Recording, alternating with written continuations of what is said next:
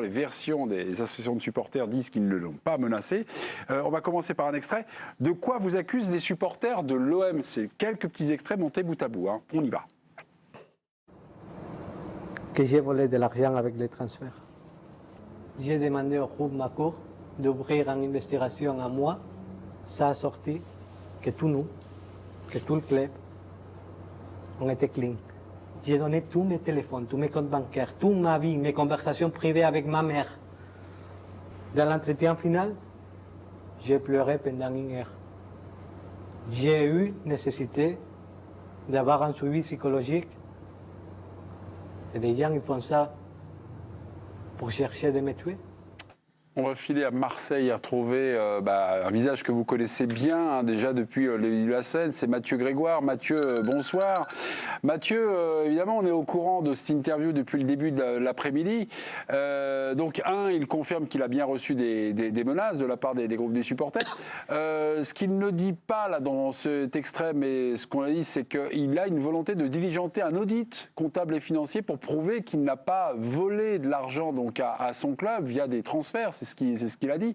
Moi, au-delà de ça, si on fait un pas de côté, est-ce que finalement il est repassé à l'offensif, Pablo Longoria? Est-ce qu'il veut défendre son honneur et donc peut-être un peu rester Est-ce que vous avez cette tendance-là ce soir, mon cher Mathieu? Alors, bonsoir. Alors, il ne dit pas exactement qu'il va diligenter une enquête. Il parle d'une enquête qui a eu lieu l'an dernier, après l'été 2022. Et j'ai pu me renseigner en attendant de passer à l'antenne sur cette enquête. Donc déjà, ce n'est pas lui qui a décidé de diligenter cette enquête. C'est la société Imachette, qui conseille en images Franck McCourt, qui a eu vent de rumeurs sur des supposées magouilles en août 2022, fin août 2022, et qui a ensuite donc conseillé à Franck McCourt de diligenter une enquête sur Pablo Longoria et donc de l'auditer. Voilà, c'est ça qu'il a raconté dans l'extrait de La Provence. Donc si vous voulez, quand on lit l'interview, on a l'impression, oui, que d'un côté il veut rester, mais rester au prix de quasiment peut-être de raser le club. Enfin, je suis vraiment interloqué par l'interview parce que finalement, il parle assez peu des supporters et de ce qui s'est passé lundi. Mais il dit en gros, depuis que je suis président, on me met sans cesse des bâtons dans les roues. On me met sans cesse des bâtons dans les roues sur Sampaoli, on me met des bâtons dans les roues sur Tudor. Il revient sur les départs de ces deux coachs en longueur. Il dit aussi que le contexte n'est jamais propice pour qu'ils puissent travailler tranquillement. Enfin, vous verrez les extraits, c'est assez étonnant. Il dirait qu'il faut rester, mais à quel prix parce qu'il semble effectivement aujourd'hui arriver, lui, au bord de la crise de nerfs, en tout cas. Il semble d'une grande fragilité, hein, c'est ce qu'il dit. Et puis il y a aussi un extrait dans l'interview où apparemment à côté il y a son directeur général Pedro Iriondo qui fond en larmes à côté de lui pendant l'interview. Donc on est sur des personnes qui sont dans un état d'extrême fragilité. Et je ne peux pas vous expliquer exactement pourquoi, parce qu'il y a beaucoup même dans leur discours sur Sampaoli et Tudor, d'incohérences en fait. Que s'est-il réellement passé lundi soir? Les groupes de supporters ont-ils menacé? Ça a réagi sur le site AFP, c'est Christian Cataldo, donc le patron des Dodgers, groupe des supporters, et ainsi Rachid Zerwal, le vice-président des South Winners. À aucun moment, nous disent ces deux patrons d'associations de supporters, à aucun moment nous n'avons proféré des menaces de mort, ni demandé la démission de Marcelino. Voilà ce que nous dit, c'est, on va dire, un peu version contre version. On se refile la patate chaude. C'est vrai que les groupes de supporters ont souvent fait la pluie et le beau temps, et ils ont fait virer des tas de présidents, que ce soit Roussier, que ce soit Marchand, que ce soit Hérault, on sait le raid qu'il y avait eu à la commanderie, etc.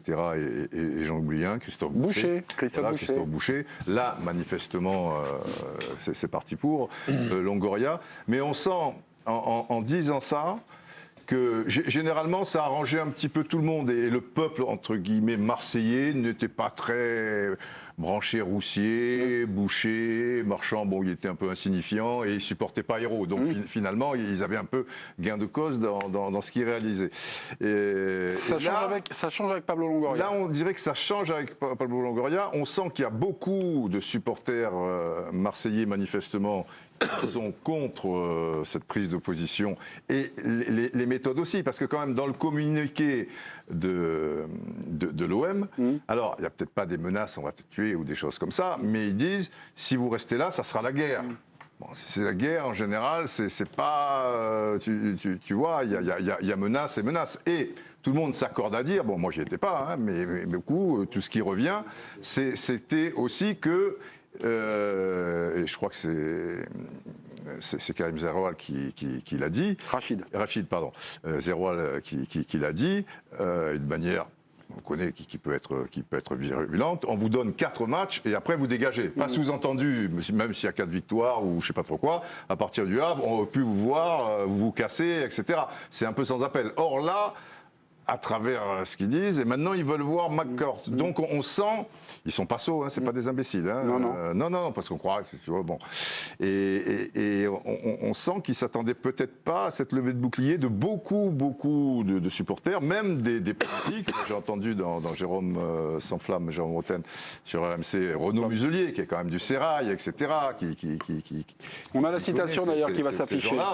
Et qui est très dur à leur encontre, alors que c'est évident que ces chefs de supporters qui ont pignon sur rue ont aussi avec eux des gens influents, politiques ou autres de la ville, quoi. Hein, je veux dire, évidemment, ils ne sont pas seuls comme ça, et puis d'un coup, ils vont te faire la pluie et le beau temps. Voilà la citation du président de la région Provence, Renaud Muselier, les coups de pression sont pires qu'avant.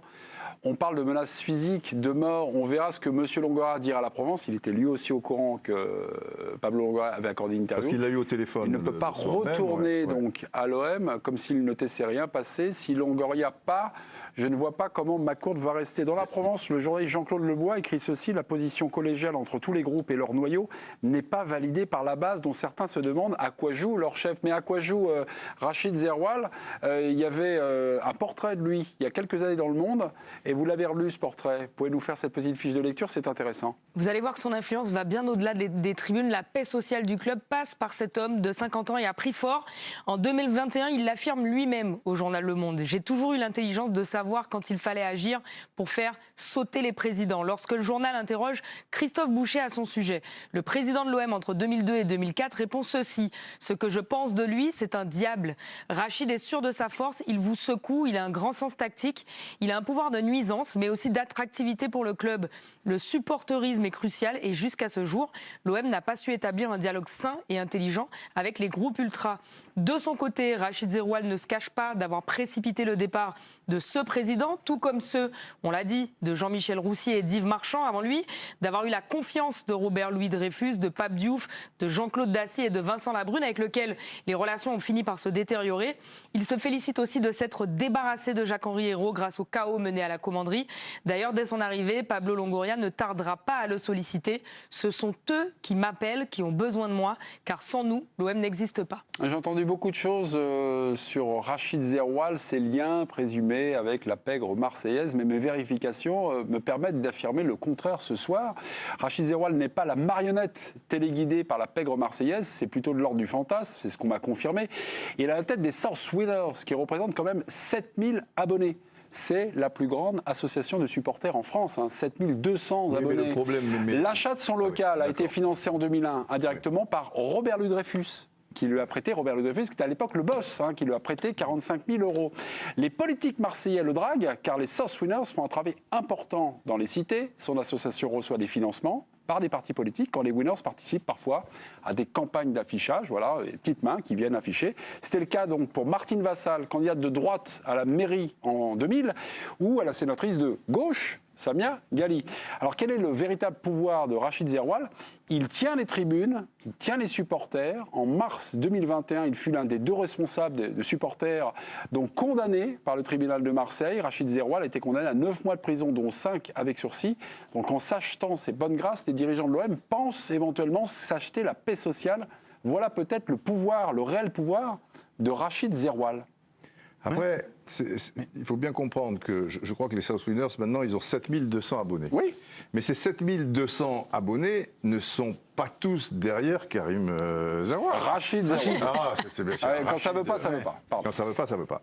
Derrière Rachid Zaroual, je veux dire, il y en a peut-être 150, 200, 300 qui connaît. Quand tu vas prendre ton abonnement, voilà, tu disais les Dodgers, les MTP, les Winners, ça, tu connais pas forcément les leaders. C'est même pire. petit peu... Pardon ? Il demande sa démission. Il y en a beaucoup qui demandent sa démission. Oui, il y a beaucoup de supporters, effectivement, qui ont fait une pétition et qui n'ont pas apprécié ce qui s'est passé récemment. Et là, je sens que, bon, ils sont toujours...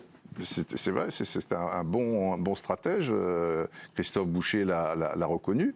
Mais là, tu vois, avec Cataldo, leurs déclarations qui sont quand même à l'opposé. C'est comme si rien ne s'était passé, si tu veux, que tout allait très bien. Ce que je retiens le plus ça montre qu'ils sentent évidemment. Ce que je retiens le plus de la déclaration de Christophe Boucher au Monde il y a 3 ans, 2 ans, c'est le club n'a pas su instaurer un dialogue sain et apaisé avec les supporters. À partir du moment où vous leur avez donné le pouvoir, et on sait que c'est Bernard Tapie, on sait que ça remonte aux années 80, on sait qui gère les virages, à partir de ce moment-là, faut pas s'étonner à la fin qu'il y ait la réunion de lundi où ça a dégénéré verbalement. Ils sont pas rentrés par effraction, ils étaient invités, ils sont venus, c'était à la salle de presse de la commanderie. Ils ont un gros pouvoir. Ils ont un pouvoir qu'on leur a donné. Juste Dominique sur Bernard Tapie, maintenant les associations de supporters ne gèrent plus les virages. Hein. La billetterie est revenue donc au sein de l'Olympique de Marseille. Giovanni Castaldi, vous êtes du côté d'Amsterdam, vous avez peut-être pu voir croiser quelques supporters. Donnez-nous finalement des nouvelles là, du côté d'Amsterdam, des nouvelles du front. Non, pour le coup, Mémé, on n'a pas croisé de supporters de l'Olympique de Marseille. Juste sur le volet que vous venez d'évoquer, c'est extrêmement intéressant aussi de parler un petit peu de la politique. C'est vrai que là, pour certains supporters ou fans de l'Olympique de Marseille, on a l'impression que voilà, le timing est horrible, qu'on est en début de saison, qu'il n'y a pas une défaite en championnat, que ça sort un petit peu de nulle part. Ce qui est sûr, c'est que ce qui se passe à l'encontre de Pablo Longoria et du fait qu'ils mettent tous ces hommes de confiance, des Espagnols au sein de l'Olympique de Marseille sur des postes stratégiques.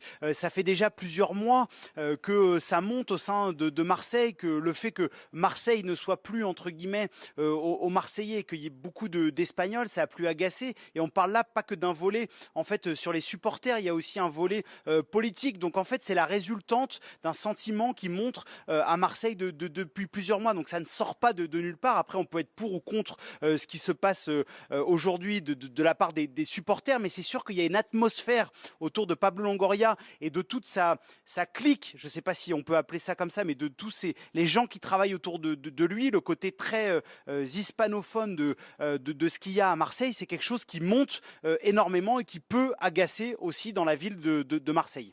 Il a raison, Giovanni, c'est le fond du problème. Le fond du problème, c'est pas d'avoir fait match nul contre Toulouse, si tu veux.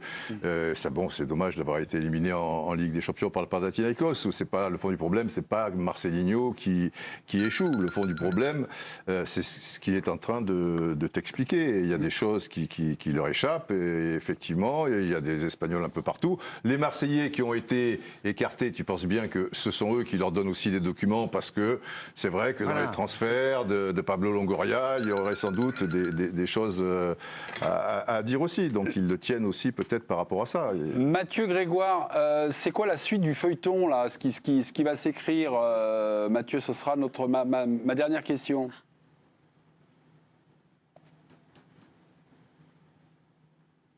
L'image est frisée ou pas? Vous nous entendez? Il a été piqué par... tu as vu le Lotus bleu? Sabotage. Non, il y a une sarbacane là. Pouf. Sabotage. On finira là-dessus. Dernière réponse qui résume le feuilleton est flou, mes amis. Donc demain, on se fait un point.